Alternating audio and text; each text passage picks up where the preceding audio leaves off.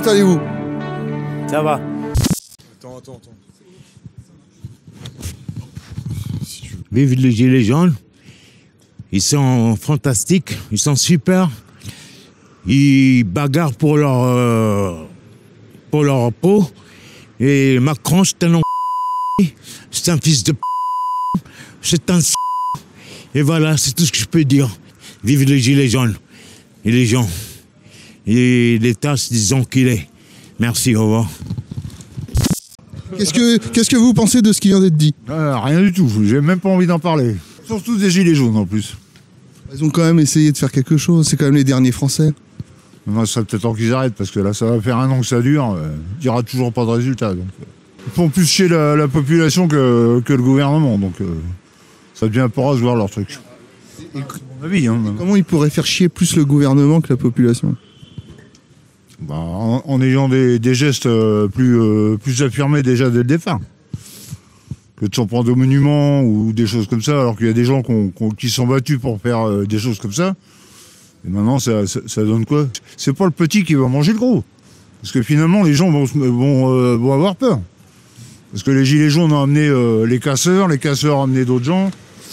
Et voilà, donc finalement, c'est parti dans des... Le plan à foirer, carrément, ouais. Ça a été mal géré dès le départ, et ça s'est amplifié, déployé dans des axes qui n'étaient plus leur axe à eux, quoi, au départ.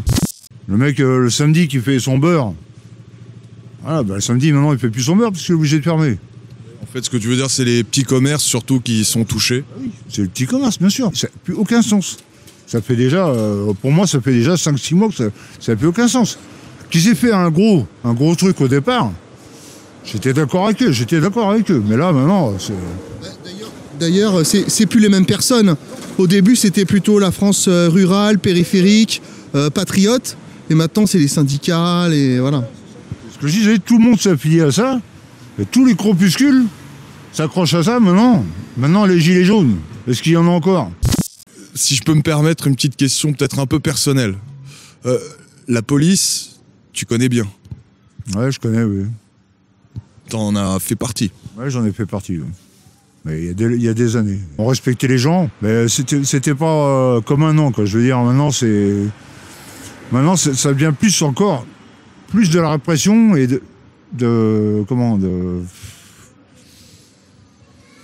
ça vient pas de la peur, c'est de la crainte, quoi. Chacun se regarde d'un côté, c'est haineux, quoi, je veux dire. Maintenant, il y a tellement de débordements de partout. Voilà, donc, ras-le-bol, il y a un ras-le-bol. Je crois que des deux côtés, il y a un ras-le-bol, quoi. Tu y es resté combien de temps? 8 ans. Comment un ancien flic peut se retrouver délaissé des siens et retrouver sur un canapé dehors, dans le froid? Bah, la chose est simple, c'est que quand t'es dans la police, t'es dans la police. Et quand tu démissionnes, c'est comme si c'est toi qui lâchais les tiens. C'est comme si tu leur avais tourné le dos. Et après, c'est sans pitié. Quand tu t'en vas, c'est eux qui tournent le dos. Si jamais un jour, il y a un de tes anciens collègues flics qui te croise, qu'est-ce que tu lui dirais? Bonjour. Ça va? Je sais pas comment ça se passe, hein. Comment tu expliques qu'on laisse des gens qui ont servi leur pays, qui ont travaillé pour le bien commun, qui ont mis leur vie en danger pour le bien commun, qu'on puisse laisser des gens comme toi aujourd'hui dehors? Comment c'est possible d'en arriver là? Ouais, plus ça va, plus les gens sont individualisés, bien sûr, mais ça, je pense que c'est aussi un fait d'État, un fait de... On n'a plus les moyens qu'on avait, voilà, puis maintenant tout le monde regarde pour soi, quoi, je veux dire. Parce que je pense qu'il y a beaucoup de gens qui sont obligés de regarder ce qu'ils vont manger demain aussi. Pour la nourriture, il n'y a rien à dire. C'est vrai que, voilà, après, tout le monde ne donne pas tout le temps. Mais c'est vrai que, voilà, pour manger, on crève pas de faim. Tu meurs pas de faim. Regarde, encore à l'heure actuelle, regarde, on nous a donné des pâtes. Voilà. S'il faut en vouloir à quelqu'un, c'est à l'État. C'est l'État lui-même qui loge les migrants et qui laisse les Français dans la merde. Donc je vais pas en vouloir aux migrants, tu vois, mais les enculés de l'État, hein, ils préfèrent aider les migrants qu'aider nous les Français. Et pourtant, tu peux montrer tes mains à la caméra. Tu as des mains d'artisan, hein? C'était ton métier? J'ai des mains de plaquiste, de maçon, de couvreur, de paysagiste, de travail à l'usine. Il t'est arrivé quelque chose récemment.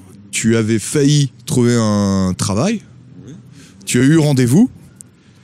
Ils étaient prêts à te prendre. Et puis à l'instant où tu as dû remplir les papiers, ils t'ont demandé l'adresse. Et là... En fait, comme je suis SDF, vous savez ce qu'on m'a répondu? On ne donne pas de travail au clochard, dégagez. Voilà ce qu'on m'a répondu, exactement. Tes réactions par rapport à ça, tu es resté calme? Bah, pas spécialement, mais je vais faire quoi? Je vais péter un câble, je vais tout casser. C'est pas une solution. Soit t'es fort, soit t'es pas fort. Après, bah, il faut prendre sur soi aussi, mais voilà, on est tous pareils, on est des êtres humains. Il y a des jours où tu pètes les plombs, mais je vais pas m'en prendre aux gens. Les gens, ils ont rien à voir si je suis à la rue, si j'ai rien. Tu vois, si je commence à m'en prendre aux premiers passants, alors dans ce cas-là, je m'en prends à tout le monde. Macron, lui, Macron, c'est pas un homme d'État, c'est un homme d'affaires. Lui, tout ce qu'il voit, c'est le pognon. Le pognon, le pognon et le pognon. Moi, je pense qu'on s'en prend au gouvernement, mais le gouvernement se cache derrière les associations. Et c'est les associations qui font plus pour les migrants que pour les Français. Moi, je vais dans plusieurs associations, et dans plusieurs associations, on fait plus attention aux étrangers qu'à nous Français.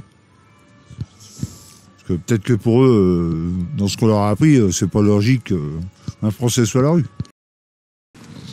Alors ça déjà, c'est le lit à mon collègue.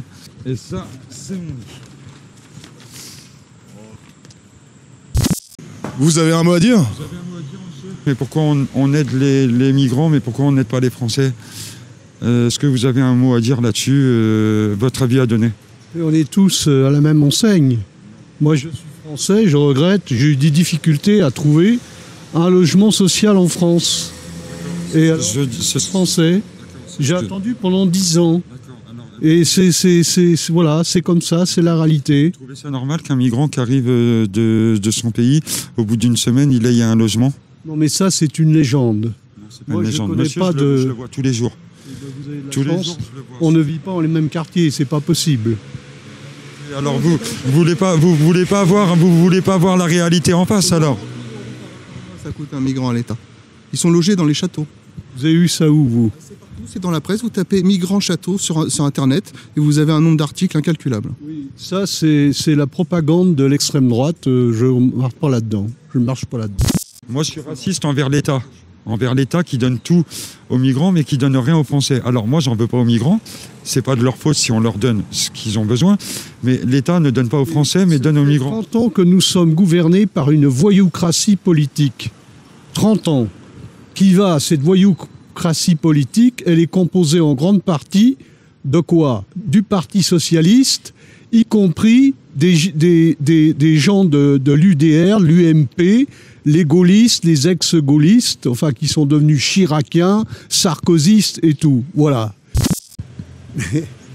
C'est quoi les Français? Ça, c'est nous. On est en France. Je suis né en France. Et mon propre pays ne m'aide pas. C'est quoi ça? Nous avons occupé l'Afrique pendant pas mal de temps. Enfin, nous. Moi, j'ai 32 ans. Je n'ai pas occupé l'Afrique, moi. Là, vous parlez d'il y a des années en arrière. Il y a 100 ans, il y a 200 ans. Là, on parle du présent. On ne parle pas du passé. On ne parle pas du futur, on parle du présent. Le présent, c'est maintenant. Ces gens-là qui venaient d'Afrique, je regrette, moi j'en connais, ils ont développé toute une partie de l'économie française. Le gouvernement doit déjà penser, que ce soit le gouvernement et les associations, ils devraient déjà commencer à penser à nous, les Français, qui sommes dans la merde. Et après, aider. J'ai invité des gens qui vivaient dans la rue à venir chez moi, à prendre des douches et à manger chez moi. C'est très bien, ça c'est très très bien ça. Et toutes les semaines, je vais en banlieue aider les jeunes garçons, les jeunes enfants qui viennent de différents pays pour qu'ils puissent s'intégrer facilement, c'est-à-dire on leur fait lire des livres et on les fait écrire et on les fait dessiner. Le bras, ceux qui sont français, ceux qui ont la nationalité française. Tu as la nationalité française? Tu peux lever la main. Qui se sent français? Donc les autres, non?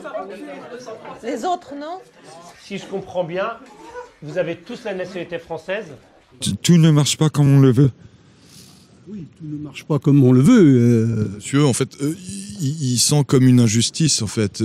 À la télévision, c'est comme partout. À la télévision, il y a des bons débats et il y a des mauvais débats. Voilà. Et c'est comme sur Internet. Il y a des bons débats et il y a des mauvais débats. Voilà. Voilà.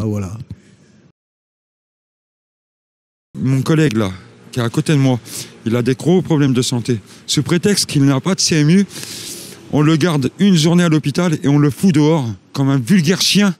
Vous trouvez ça normal qu'on laisse une personne qui est à la rue 24 heures à l'hôpital alors que normalement on devrait lui faire des soins tous les jours, hein? On lui a donné rendez-vous le 18.